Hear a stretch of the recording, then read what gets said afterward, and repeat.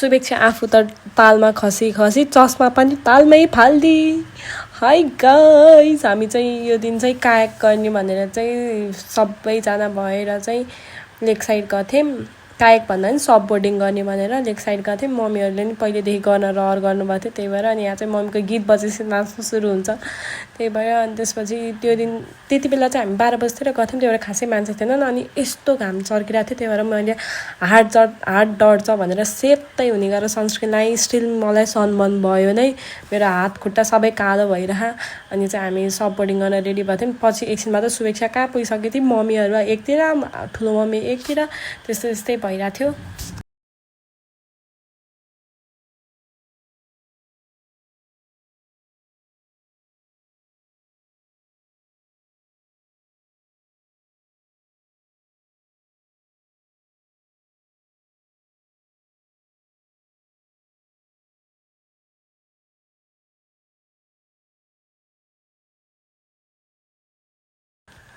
सुरुमा चाहिँ म उभिएँ बोटमा, अनि यता भाइ पनि उभिए। अनि त्यसपछि चाहिँ सबै पाले उभिन ट्राई गरेको थिएँ। अनि यहाँ बहिनी पनि उभिन होइन, सुरुमा यतिको उभिरहेको थियौँ, केही भएको थिएन होइन।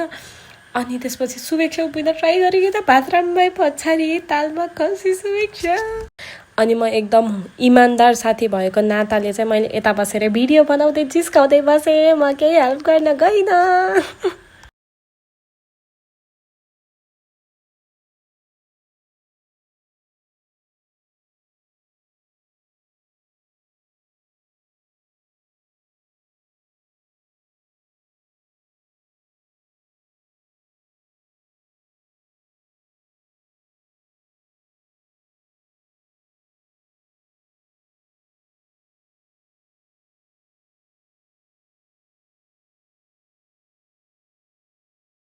अनि शुभेच्छा लडेपछि चाहिँ एकछिनपछि दिपेश र दिपिका एउटै बोटमा बसिरहेको थिए।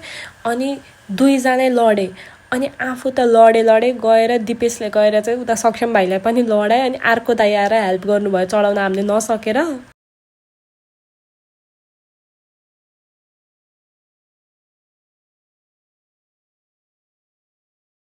अनि हामीलाई चाहिँ टेक्निक थाहा नभएर चाहिँ हामीले चढाउनै सकिरहेको थिएनौँ। अनि त्यो दाइ आएर चाहिँ हेल्प गरेर चढाइदिनु भयो।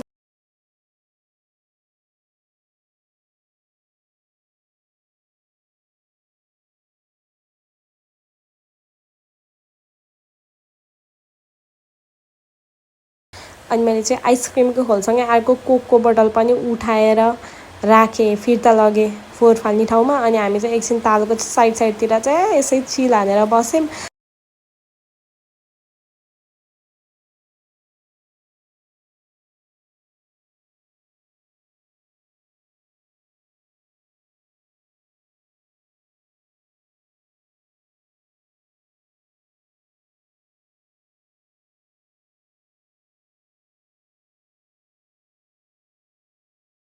अनि यहाँ चाहिँ दिपेशले कपाल ठडाइदिएको द आर्टिस्ट गर्दै बसिरहेको थियो यिनीहरू। अनि मैले चाहिँ त्यहीँ अलिअलि मेकअपहरूको सामानहरू लगाएको थिएँ, कन्सिलर लिपस्टिक ब्लसहरू लगाएँ। अनि त्यसपछि हामी खाजा खान गयौँ। त्यहाँको चाहिँ लस्सी एकदम मनपर्छ हामीलाई चाहिँ, त्यो यतापट्टि साइडको, त्यही भएर त्यहाँबाट भाइले लस्सी लिएर आयो। अनि दिपेश चाहिँ डायटमा थियो, जिम जाने भएर, त्यही भएर दिपेशले यो केही पनि खाँदैन लस्सी खाजाहरू। अनि हामी चाहिँ जिस्काइ खाइरहेको थियौँ। उसको चाहिँ स्यालेड मगाएको थियो तर आएकै थिएन, त्यही भएर पुरै टोलाइरहेको थियो।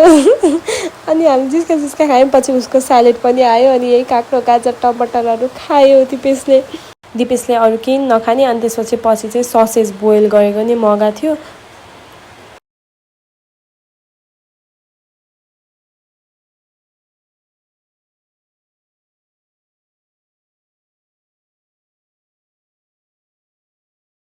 अनि त्यति गर्दैछु शुभेच्छा पनि खुसी भई। अनि हामीले चाहिँ निन्द्रा लाग्यो भन्दै थियौँ, यस्तो थकाइ लाग्थ्यो कि। अनि त्यसपछि खाजा खाएर पेट पनि टन्न भएको है। अनि पेट देखाइदिएर पेट टन्न भयो भनेर अनि घर फर्कियौँ भाइ।